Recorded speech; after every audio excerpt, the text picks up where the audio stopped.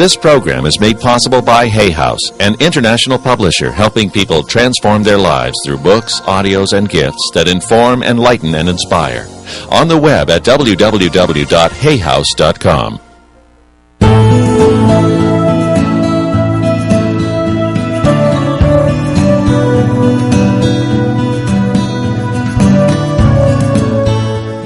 In this program, I'm going to be talking about 10 principles. These are principles that I have thought a great deal about. I've given many graduation speeches. I have 8 children. I've spoken to them about various things that I think of as my wisdom being passed on to them. But that's not what these principles are about. These 10 powerful principles are the principles that I believe that each and every one of us can put into practice to create for ourselves the kind of life that we'd really like to live. Most of us want to have a sense of peace in our lives. Most of us would like to be able to feel that they're on purpose in their life. But so often we get tied down with trying to fit in, trying to do things the way other people tell us that we're supposed to do them, trying to be a good person, trying to be successful in a material sense. I think the most important thing any one of us can have is a sense of inner peace, a sense of I am a successful human being and I am living the life that I was destined to live, that I showed up here as a person who's a divine creation with a heroic mission. These principles to me represent the most important and significant things that a human being can gather into their lives. And they're very practical. They're things that we can use and work on each and every day of our lives. These principles have guided my life since I was a young boy, living in foster homes and earning my own way through everything in my life. These principles work, but they only work if you decide you're going to make them work for yourself. They're not about being what other people think you should be. They're about living the life that you were destined to live, about fulfilling your own sense of purpose as a human being. They're principles for inner peace. They're principles for success, but they have nothing to do with the material world. They have to do with looking within and connecting yourself to that great source that keeps all of us living and breathing in a fully functioning way.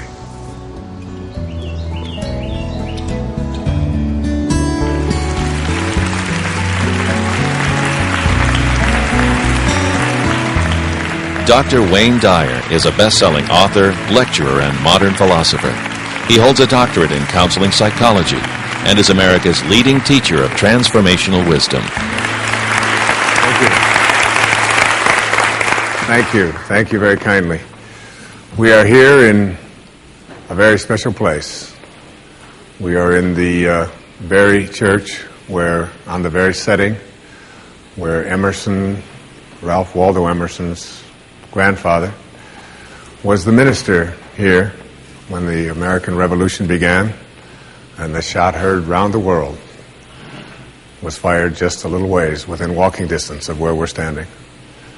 And it is a very special time for me because in my writing place, which is a very private place, I don't write with a computer. I don't write with a typewriter. I put my left hand on the table and I take my right hand with a ballpoint pen and I have a pad of legal size paper and I allow whatever comes through to come through my heart and onto the page. And in that writing space, I have had a picture of 2 people on my desk. The 2 people that have been on my desk have been Ralph Waldo Emerson, who was called by many America's teacher, a man who just took the ideas that he felt burning in his breast and talked about them regardless of what others around might have felt or thought. He gave an address at the Harvard School of Divinity and wasn't invited back for 33 years because of the things that he said about how he felt man should become self-reliant and how spirituality ought to serve man rather than frighten him. On the other side of my desk is a picture of a man named Henry David Thoreau. And Thoreau was a man who decided even to go to prison rather than pay his taxes to a government who was doing some things that at that time he considered an abomination.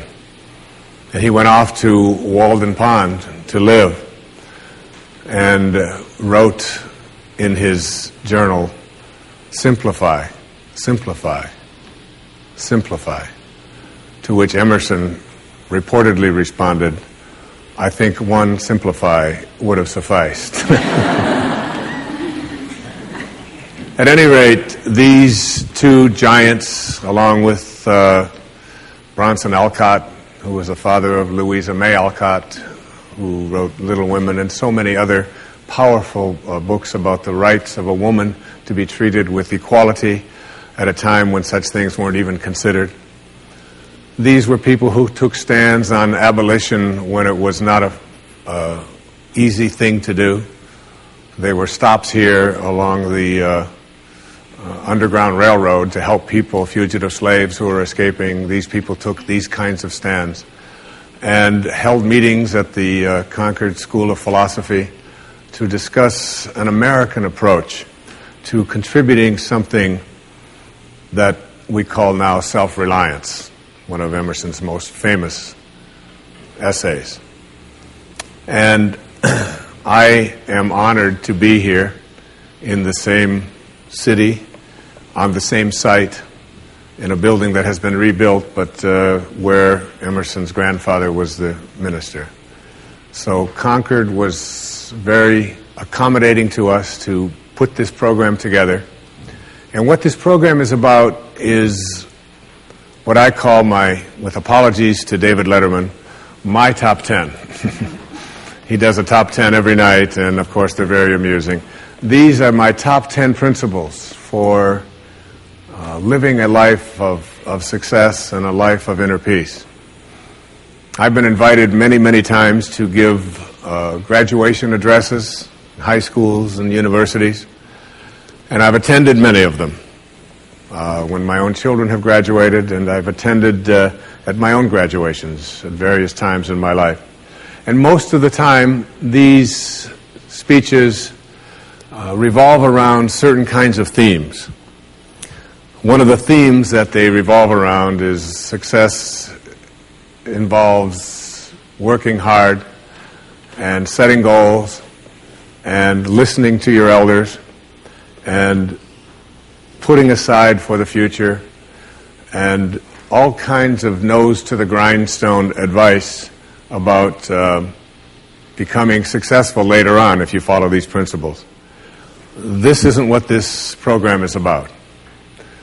I have put together what I think are principles that you can live and practice and go to work at each and every day, but these principles don't allow you to become just like everybody else.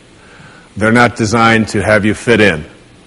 They're not designed to have you have a life of material success necessarily and defining your success that way, or to feel a sense of inner peace based upon making a connection to something that someone else tells you is what you need to be connected to. These are my principles that I've lived, and it's very difficult for me to tell you to respect your elders and to have other people's opinions be the things that you should use to follow in making your own decisions in life when I've hardly ever done that myself. And I've often said in my talks over the years that any success that I have experienced in my life is really in spite of my education rather than because of it. And it isn't because I am putting down education. I've been an educator all my life and a teacher at all levels, from grade school to junior high school, through high school, professor at several universities, and I have lectured extensively all over the world as a teacher. And I never, ever take this responsibility lightly. But I really believe that inside each and every one of us, we must find our own way of fulfilling and actualizing ourselves as human beings. And no one else out there can direct us or tell us how to do that. It has to be something that comes from within. One of the books that I read when I was very young was handed to me by a man I respected a great deal. And in it was written by Napoleon Hill, and it was called Think and Grow Rich. And it wasn't a book about how to make money and how to get rich. It was really a book that was transformative when I read it at the age of 18, which taught how to have a deeper and a richer experience of life. And that the people who are able to have this deeper and richer experience of life were not necessarily those who did things the way they were told to do things. In fact, what they had that seemed to distinguish them more than anything else from those who didn't achieve a measure of success and inner peace in their lives was something that he called a burning desire. And this burning desire is something that I can identify with very, very strongly. I am just turned 61 years old. And at the age of 61, I can honestly say to you that I have never really in my life experienced something called scarcity. I grew up in a series of foster homes, and my life was not one of having things handed to me. I've had to earn whatever I've had to earn along the way, and I've done everything from drive delivery trucks and work as a cashier. I used to, as a doctoral student, ring out the groceries of my students that I was teaching, and take their bags out and hope that my students would give me a tip. I mean, I've been out there working, all right, all my life. But one thing that I've known and I've experienced and I remember from looking at the lives of people who have been able to establish themselves as successful, if you will, is that they have this thing called a burning desire. And a burning desire is not like any other desire. I mean, all of us have desires. I mean, if you want to eat your dinner, you have to have a desire to go get the food, or move from one room to another, or put the food onto a plate and heat it up, or whatever. Desire just comes with being human, being living in a human body. A burning desire is something very different. A burning desire is like having an inner candle flame that never flickers. Though the worst goes before you, this thing can't be put out. No one out there can ever tell you, you can't do this, or you can't have this. In fact, when other people do tell you you can't have it or you can't do it, all it does is, for those who have that burning desire, is reinforce that this is something I am going to be able to accomplish. And I will use your skepticism and I will use the doubt that you provide to motivate me even further. And I've always felt that in my life, that even when I lived in a home where there were a group of children, I was the one that always had a little bit of money jingling in my pockets, because I would sleep with the snow shovel at night when it would snow. And I'd wake myself up at 5 o'clock in the morning. And I would take that snow shovel out and I would shovel the snow of all of the houses in the neighborhood without even asking anybody if they'd like it shoveled. And then I'd go back and knock on the door, and I was cute. I was a cute little kid. I had this blonde hair. I know that's hard to imagine. I've sent it all away now. And I would just stand there and say, I shoveled your snow for you. And sometimes I would get a nickel or a dime. I even got a quarter on a couple of occasions. That doesn't sound like much, but that was 1946, 47. That's equivalent to $6,000 in today's money, all right? And I can remember the other kids always saying, Wayne is the one that had money jingling in his pocket. And it wasn't because I had any special abilities that the others didn't have. It was because I had this thing called a burning desire to be able to have within me whatever I needed to be able to purchase the things that I wanted. And that burning desire has been something I've had with me, and it's why I put a program together just like this. Because I believe so strongly in the message of public television. I believe so strongly in the idea that we have a spiritual deficit in this country, and that we don't have an information deficit. There's plenty of that. but there's a deficit of spirit, a deficit that says there's not enough of us that feel connected to the highest and the greatest part of ourselves. And these top 10 principles that I have put together here for this program, you might want to jot down. You might want to go into your desk and just take out a little piece of paper.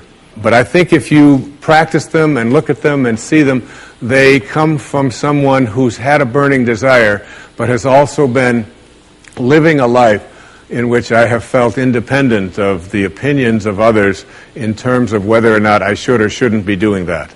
There's something that I allow to consult myself, within myself, rather than looking outside to see if this is right or not. And so let me just I'll number them and I'll go through them and I'll give you some examples of them, and you decide whether they're to your liking or whether they work or not. The first of these principles came from a Vedantic scholar in the 10th century. His name was Tilopa. It's not exactly bestseller books, but it's the kind of thing that really excites me, because I think of going back 1,000 years or 2,000 years and reading what some of the greatest minds had to say and how open they were to the potentiality that each and every one of us have for greatness. And this first principle says, as Tilopa put it, have a mind that is open to everything and attached to nothing. One of the central principles of my life is that no one knows enough to be a pessimist about anything. And that each and every one of us, when we close our mind to what is possible for us or what is possible for humanity, closes off the genius that resides and lives in each and every one of us. Having an open mind doesn't necessarily mean finding fault with all of the things that you've been taught by others.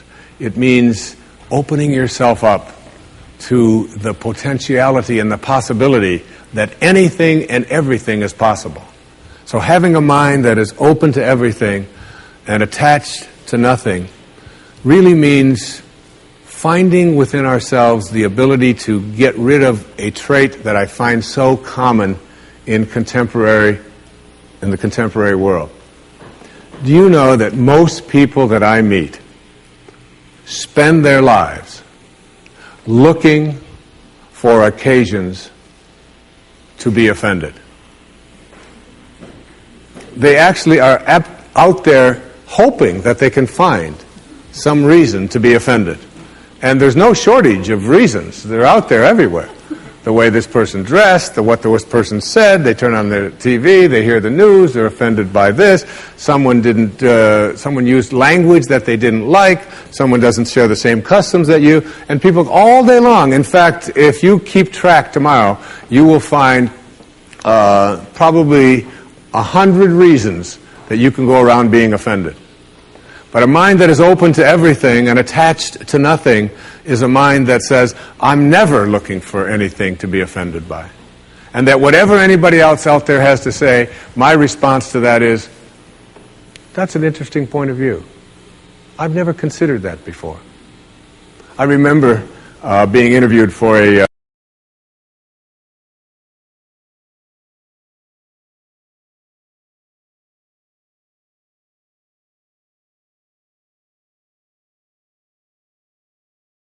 beliefs, these weird things that they come to, and it intrigues me, because one of the things that Emerson said is in one of his very first essays. He says the first thing we have to say respecting what are called new views here in New England, where we are right now, is that they are not new, but the very oldest of thoughts cast into the mold of these new times. And that was in 1842. He was speaking about that. And this woman asked me the question. She said, doesn't it offend you that there's people out there and they're talking about people using crystals to heal somebody? And I remember my response. My response was that if I've got hemorrhoids and somebody out there is convincing me that crystals are going to heal them, I'm ordering crystal chairs. Why not?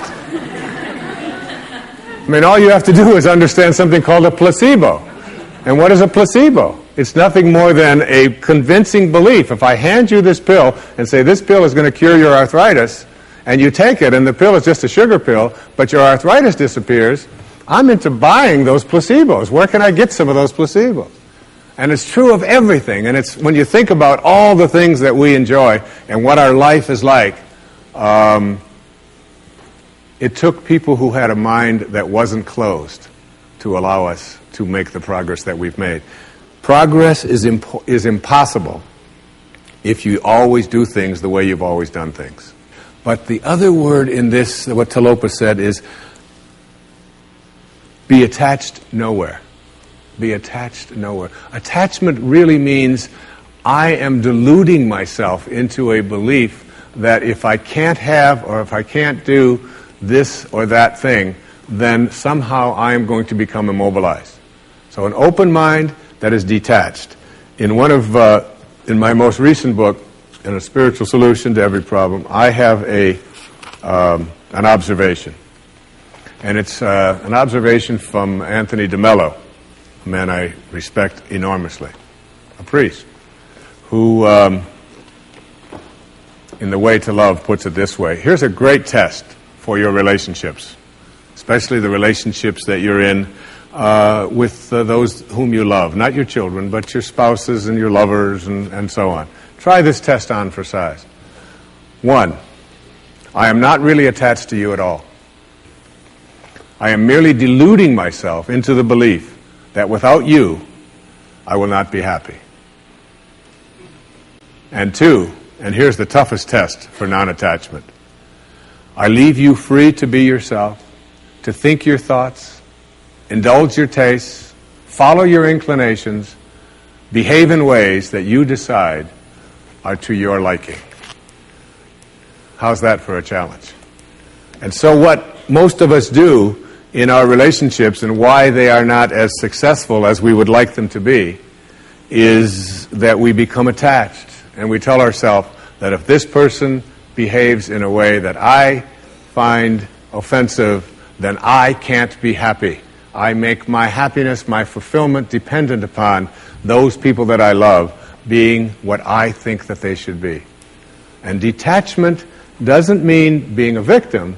It just simply means I know that I can make my life fulfilled and happy by having a mind that is open to everything and attached nowhere. The second principle is a very simple principle. It says you can't give away what you don't have. Now it sounds ridiculous, okay? But it's more than what meets the ear as you hear this. You can't give away what you don't have. People who are not good at giving away love can't give away love because they don't have it to give away. If I want to give you a dozen oranges, I can't give you those dozen oranges unless I go out and pick up 12 oranges someplace. Otherwise, all it is just empty rhetoric. And the same thing is true of virtually everything in your life.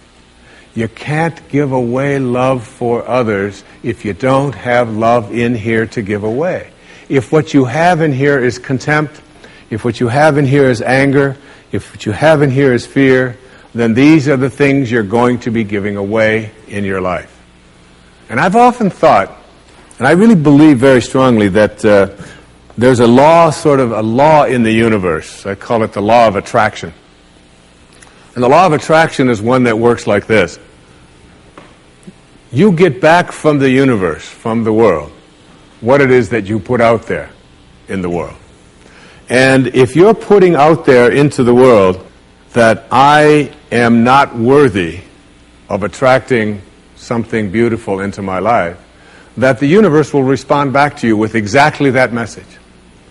And there are people who come to me and who came to me for years when I had my own counseling practice and so on, and they would say to me, I just keep attracting the same kind of people, the same kind of events, the same kind of losers into my life. Why is that? Why do I keep doing that? And I keep attracting an absence of abundance. I just can't seem to attract abundance into my life. I'm always behind the 8 ball. I'm never getting ahead. And I suggest to them, I said, did it ever occur to you that that's the very kind of message you're sending out to the world and out to the universe? That the ocean of abundance is there. And you can go to that ocean of abundance, and you can take a Mack truck, and you can fill it up 20 times a day, and take it out of there, and guess what? It doesn't impact at all the ocean of abundance. It doesn't even go down a zillionth of an inch. It's unlimited. Or you can go to the same ocean of abundance with a eyedropper, and you can just take this much out once a month and say, that's all that seems to be available for me. And the interesting thing for me is that when people go to this ocean of abundance, this unlimited world, all that I have is thine, it says in the holy books. All that I have is thine. It's all there for you.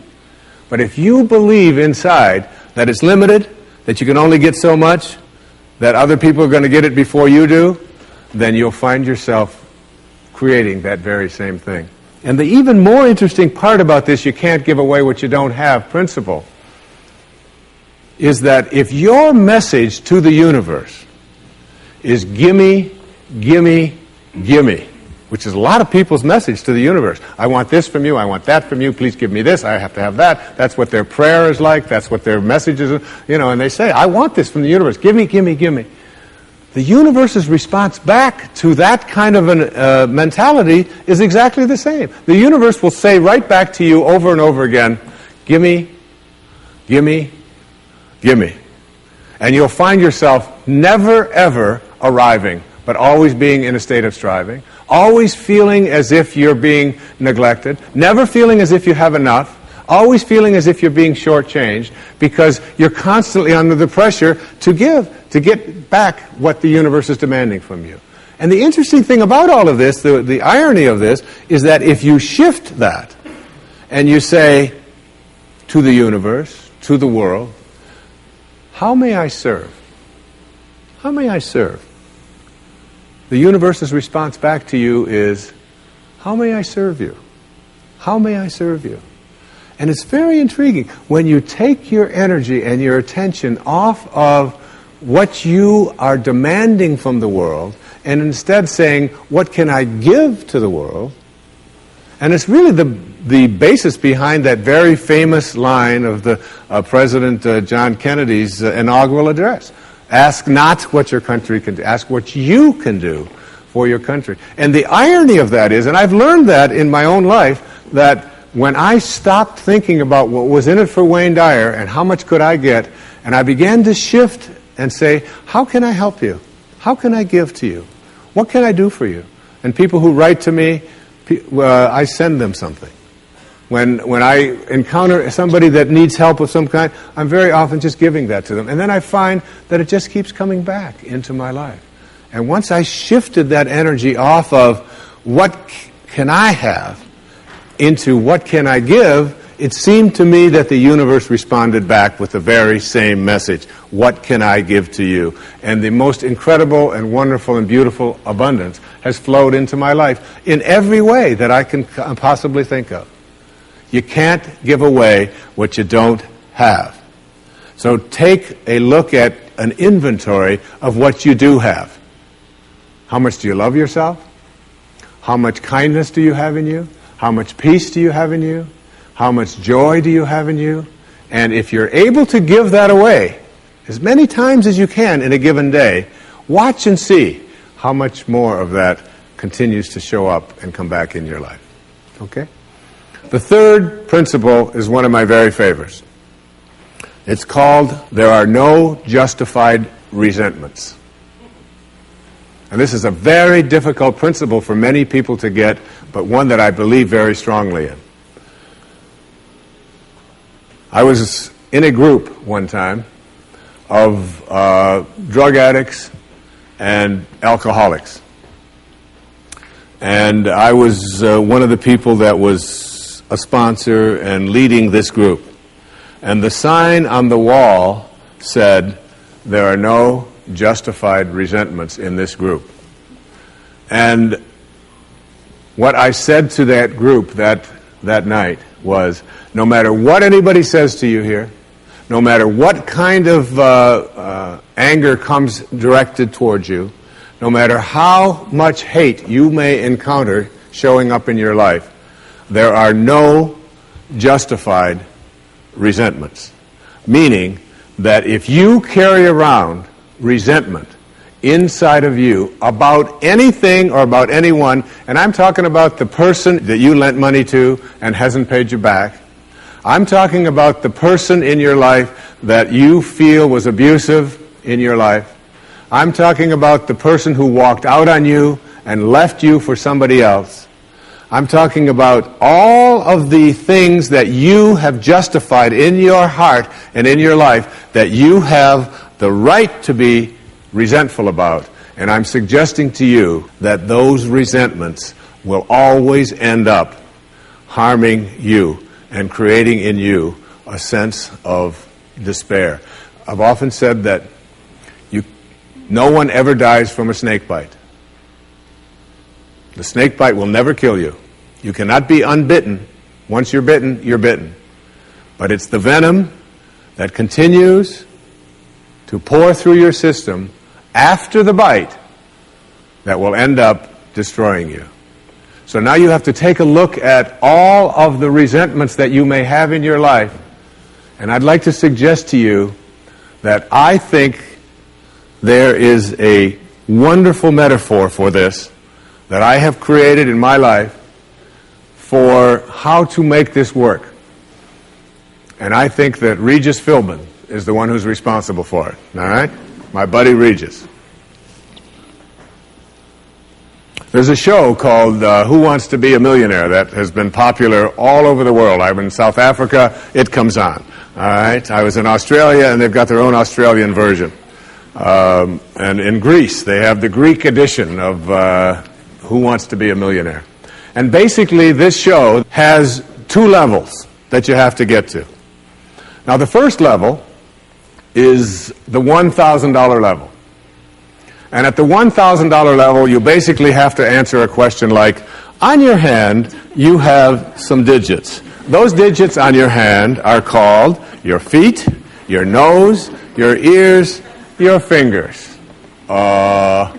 And everybody who ever goes on the show has this horrible dread that they're going to go out on one of those questions, right?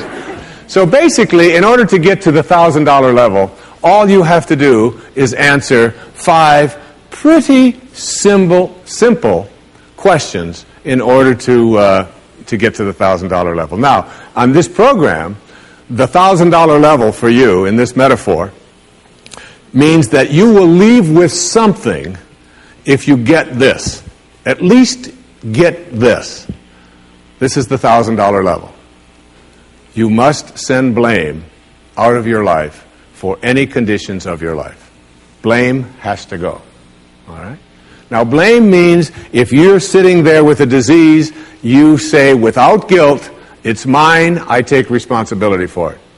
This means that if you have been through any tough circumstances in your life, this means if you have a minimal amount of financial security in your life, this means if your children don't get along with you, this means that if your neighbors are taking up a petition to get you out of the neighborhood, whatever it might be that's going on in your life, you name it, and everybody across this great country and across this world has a series of these things that you're willing to say, I am here because of the choices that I have made right now. I'm willing to say that.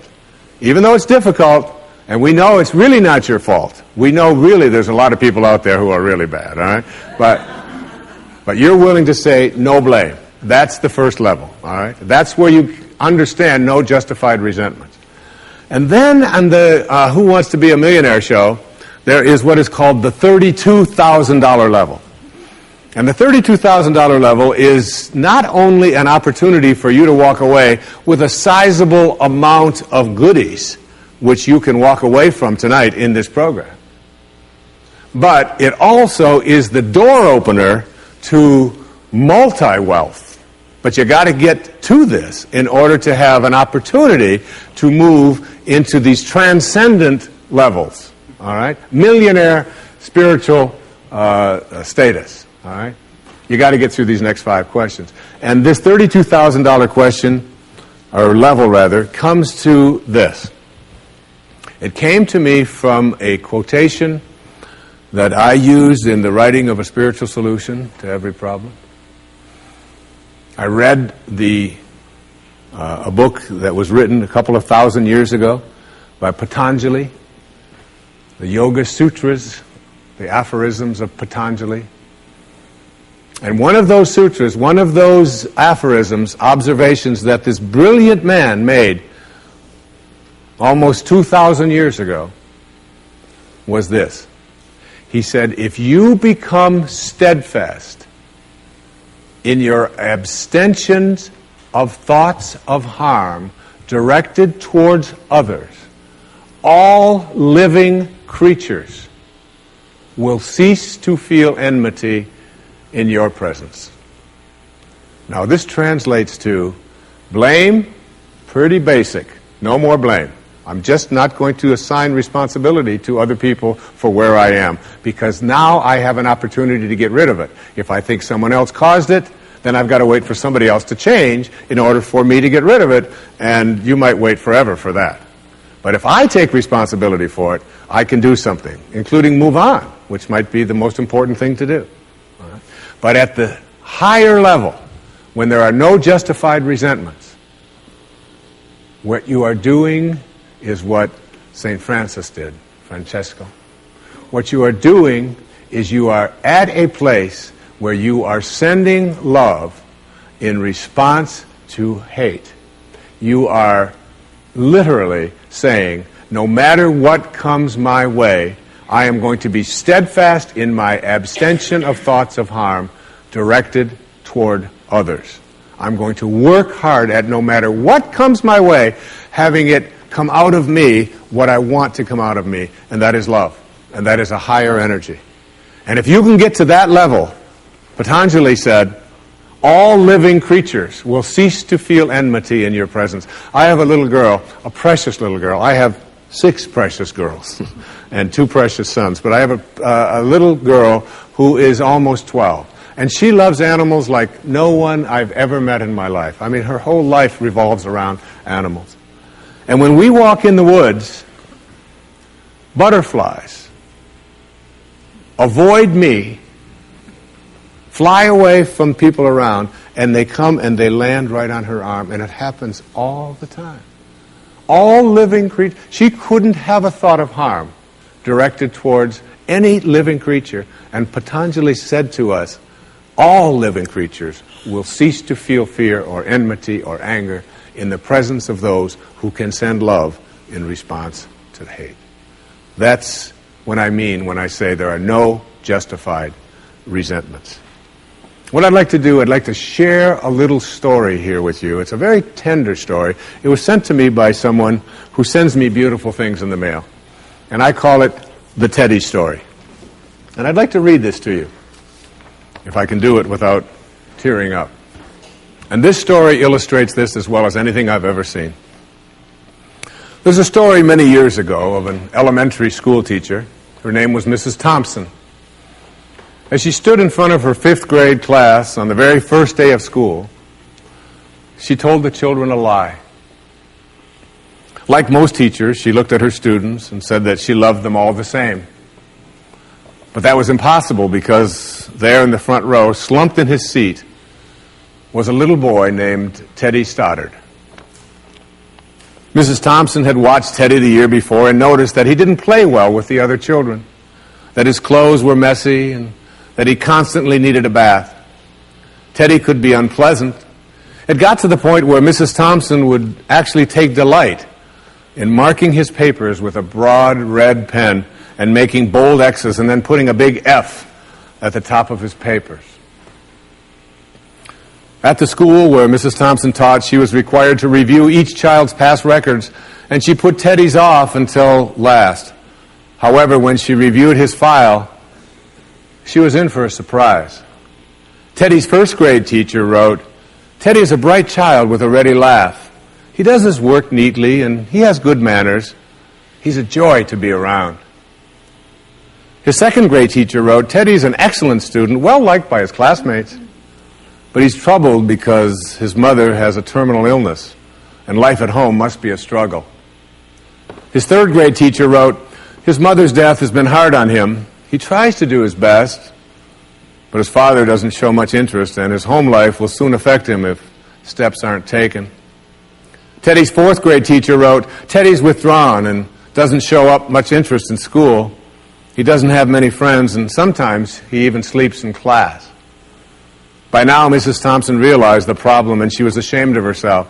She felt even worse when her students brought her Christmas presents wrapped in beautiful ribbons and bright paper, except for Teddy's.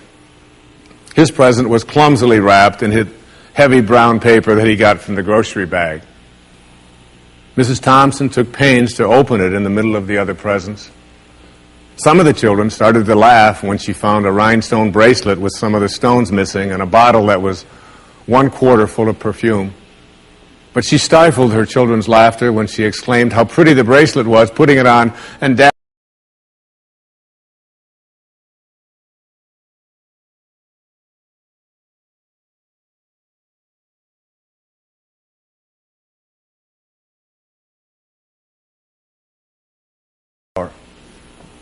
on the very day she quit teaching reading, writing, and arithmetic, and instead she began to teach children.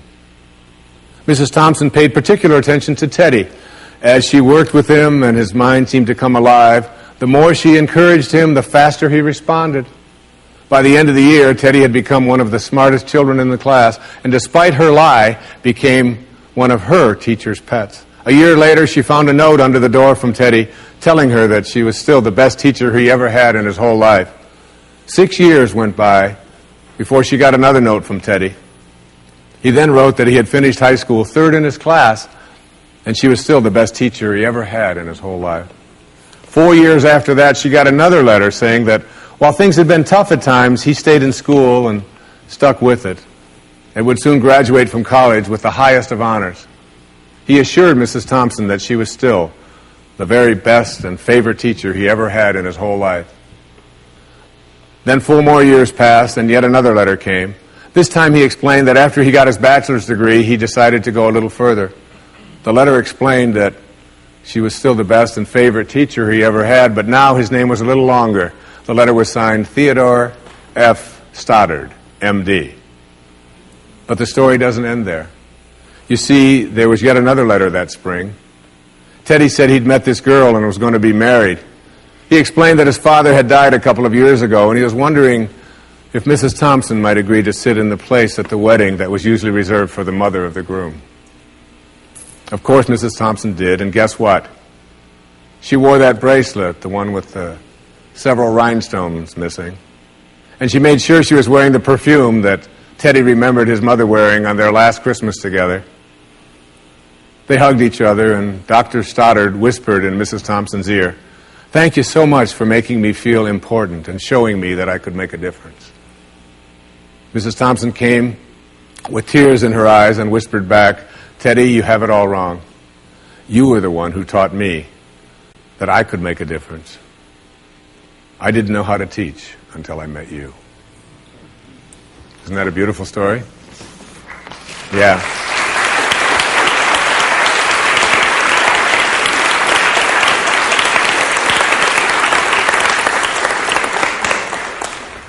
That symbolizes there are no justified resentments. Work at reaching that $32,000 level, the place where the only thing you have to send is love, because that's what's inside. And that's the message of our greatest spiritual teachers. That's all they ever had to give away. The next principle